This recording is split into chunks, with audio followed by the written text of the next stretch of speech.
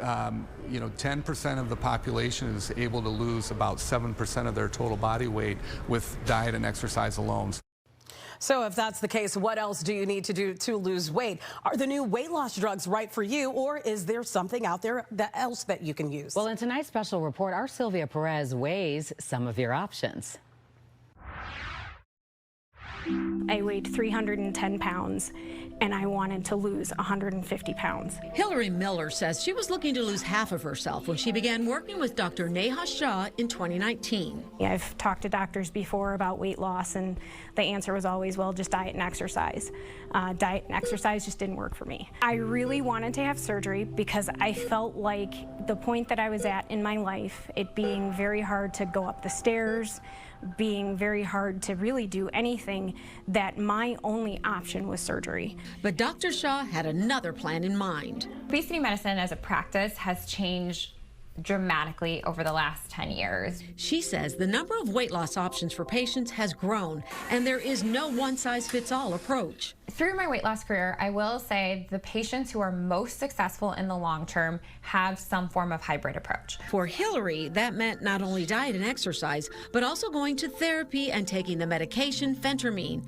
And it worked. I was taking pictures every month in the same clothes from my before picture, and it was fun to just kind of watch it all sort of fall away. Hillary lost the 150 pounds she wanted to without any surgery. We have procedures now that are less invasive. We have even our most invasive surgeries are minimally invasive surgeries. Dr. Michael Ujicki is a gastrointestinal surgeon at Endeavor Health.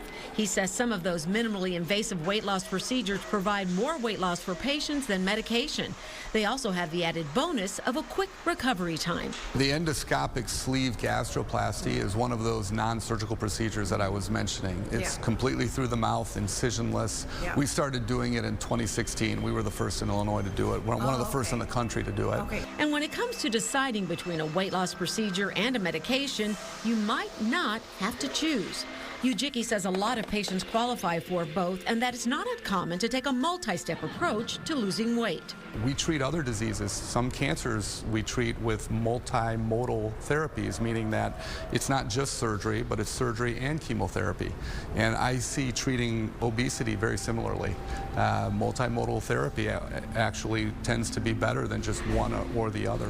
The bottom line is to decide what's right for you. There's some people that don't need both, but there are some people that would benefit from both. And let's remember that it's not just about weight, but it's also about the conditions that come with being overweight. Things like diabetes, hypertension, high cholesterol, sleep apnea, and others. Because of the embarrassment or shame that can be associated with being overweight, Ujicki says some patients don't take advantage of the weight loss options available to them. There are plenty of studies that have shown that if you look at the patients who are eligible for a weight loss procedure that don't get it, their mortality or their duration, their lifespan is less than someone eligible for a procedure that gets it done. Once you carry out your weight loss plan, doctors say the battle of the bulge is not over. But I think the thing that's gotten a lot of attention that's important to know is that there's a whole second leg of our journey in maintenance and how hard it is for patients to sustainably maintain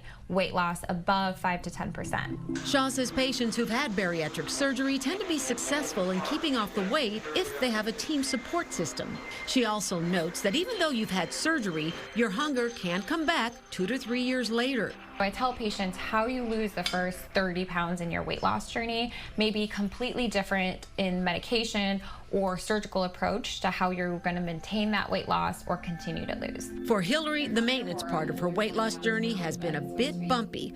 Following a few life-changing events, she did gain back some of the weight that she had lost. Some of those pounds are now gone, and Hillary says she is committed to losing the rest with her multi-step approach. The stigma around weight is changing, but there's no reason to be afraid, embarrassed, or ashamed if diet and exercise just isn't doing it for you. Sylvia Perez, Fox 32, Chicago.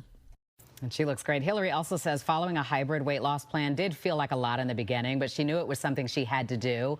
And when it comes to whether your health insurance covers weight loss procedures, Dr. Ujicki says they are starting to see some of the big companies actually do that.